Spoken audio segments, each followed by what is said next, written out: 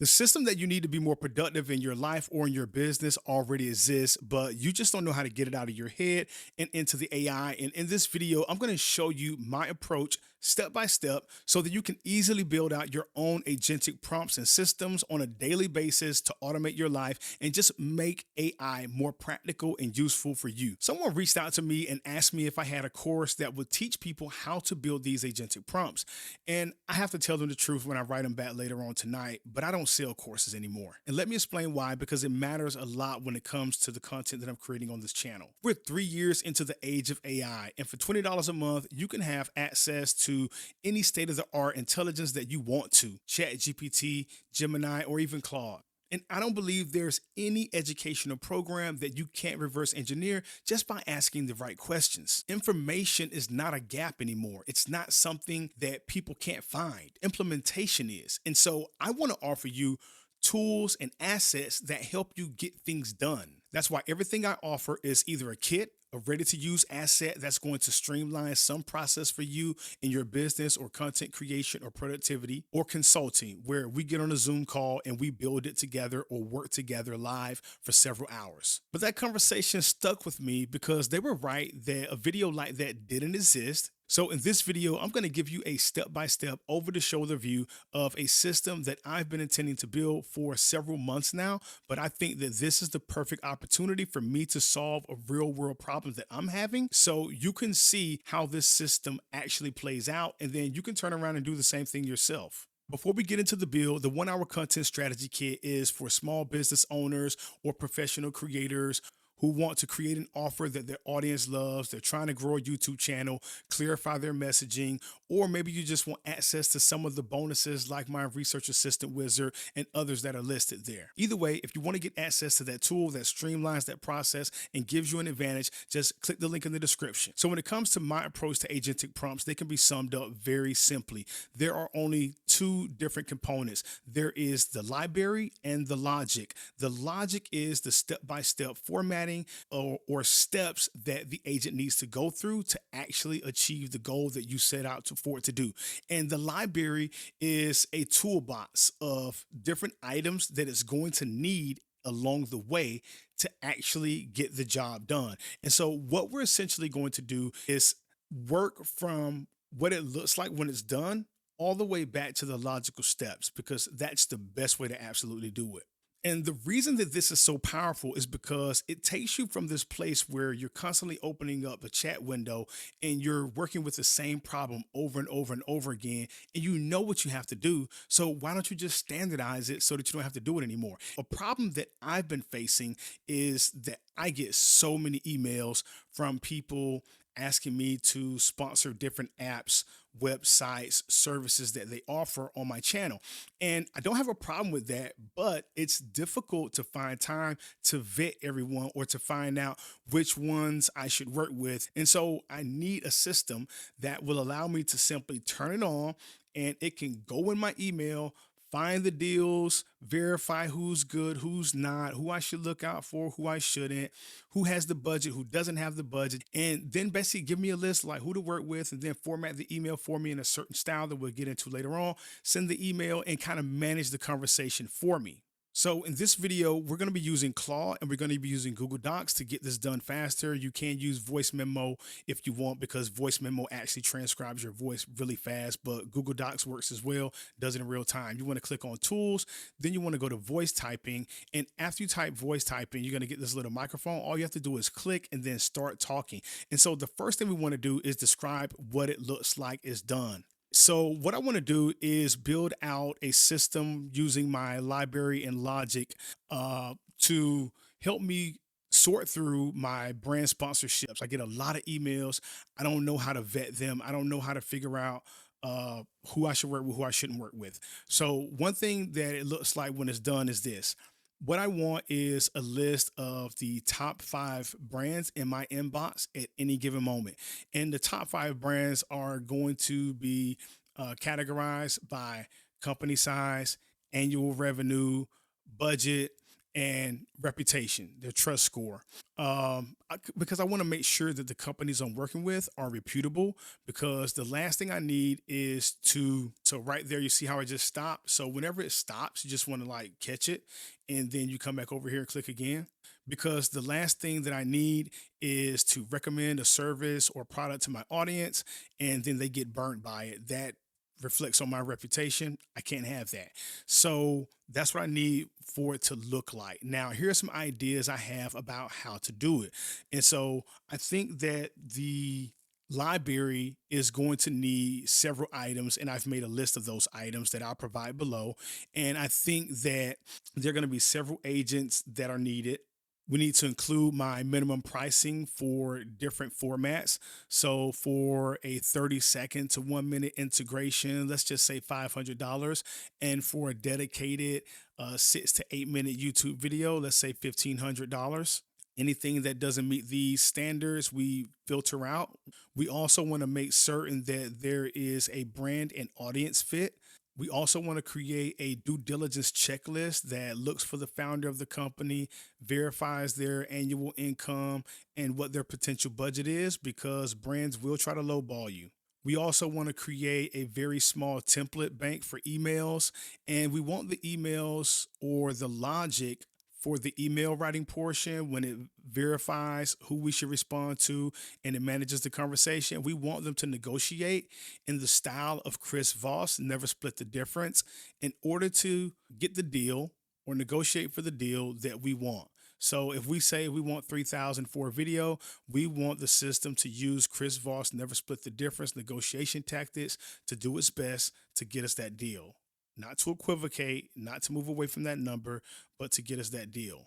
Whatever number we set after it gives us the list of the top brands. Then for the logic, what I'm thinking is that we could tell it like come up with a just a trigger word like look for sponsorships or something like that, and it automatically begins to look through our business email for those companies. It makes a full list of them. It filters out people who name a budget that is beneath what we ask for or establish. But if they don't name a budget and they're just reaching out, it keeps them in the mix. And then it goes through all of the other sequences to figure out their reputation score, etc. And then we go through the list and we say, okay, these are the top five I want to work with. So at that point, the system would then draft the first Chris Voss style email, and it would manage the back and forth conversation with that brand or that agency until it was complete. And before we take it over to Chrome, we just want to come to the top, click on tools again, voice typing, walk through this conversation and create an implementation plan to create the files for this using the logic and library skill. After I verify it, build the system, Command A, cut. We can close Chrome now because we don't need it. Choose our folder, and then all we have to do is paste in our prompt. Typically what I would do is I would change this to Opus 4.6, but I've been using Sonnet 4.6 all today, and it is a beast. It's a very good model. And so I don't need Opus 4.6, even though this is a monumental task. I'm just going to use Sonnet 4.6 so that you can see that it can one-shot this. And if you're not familiar with CoWork, essentially CoWork is a new feature inside of Claude that allows it to perform file management on your system. So instead of it just creating the files and then giving you a link to download the files or download the zip file, it will actually store them on your device in the appropriate place when you give it access to a folder like I just did. So I created a folder that I could give it access to where I wanted it to be stored. And so now when I look over this, I can see that done when what success looks like. So it reads the pasted sponsor emails and extracts structured lead records. I'm going to change that because we're not pasting anything. Filters out leads, routes unpriced leads, researches, scores. Okay, so this is pretty good. Then this is the library, 10 files. And we need a pricing policy markdown, packages menu, brand safety rules, extraction schema. This looks good as well. And then we have the router prompt. So you look over this is the stop gate. Everything looks good here. This is the file set, what gets built. All right, this is the mission, the router prompt, how to use the system. This is a readme for me or whoever uses it. A few things I need to confirm before building. Trigger phrase, I'll default to run sponsor ops as the activation phrase. Attempt limit, how many back and forth replies before the system moves to a polite decline? 3. Your name, your channel name, so the emails are personalized. What name brand should be in the templates? Corey McClain. Claude has email access as well as Gemini and ChatGPT. So there's no need to paste in email content. The system will actively look through the email content. Run sponsor ops is good. 3 exchanges is good. Corey McClain, McClain.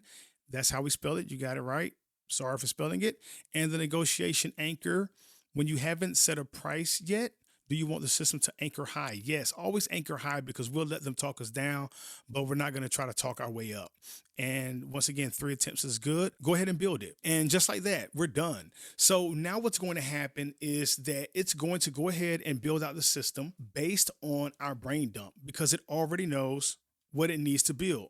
From that point, all I have to do is upload the files to a Claude project. Now, this is important. The reason you want to upload the files to a Claude project is because when you're having various conversations with sponsors, you want the system to remember that conversation. And so keeping them in a single project is the best way to stay organized with this. And at this point, rather than just keep talking and try to fill up the empty space, we'll take a break and we'll come back when Sonnet 4.6 is finished building out this system. So now all 13 files confirmed, system is built. It's in my folder.